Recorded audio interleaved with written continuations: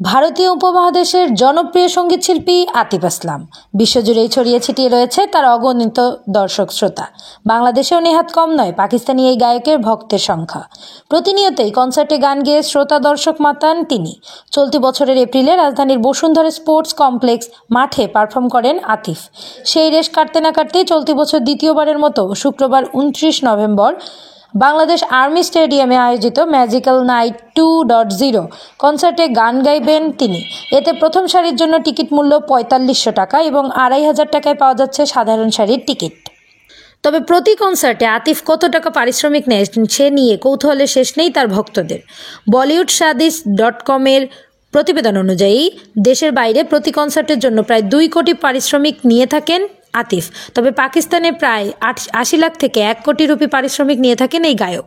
বিভিন্ন ক্যাফেতে গিয়ে গান শুনিয়ে ক্যারিয়ার শুরু করে হয়েছিল আতিফের। সেখান থেকে যা আয় হতো তাই দিয়ে চলতো। এরপর ধীরে ধীরে জনপ্রিয় হয়ে ওঠেন তিনি। বিভিন্ন অনুষ্ঠান কনসার্ট থেকে ডাক পেতে শুরু করেন আতিফ। ধারাবাহিক থেকেও গানের জন্য ডাক পান তিনি। সিরিয়ালে গান গেয়ে ভাগ্য ফেরে তার। একটি গানের জন্য 8 থেকে 9 লাখ টাকা নিতে শুরু করেন এই গায়ক। ধারাবাহিকের পাশাপাশি সিনেমাতেও বাড়তে থাকে আতিফের চাহিদা। একটা সময় আসে যখন ভক্তদের মাঝে ব্যাপক জনপ্রিয় হয়ে যান আতিফ, তখন দরও বাড়তে থাকে গায়কের। আতিফের স্ট্রাগলের দিন খুব বেশি স্থায়ী হয়নি। মাত্র কয়েক বছরের মধ্যেই পাকিস্তানের সবথেকে ধনী গায়ক হয়ে ওঠেন তিনি।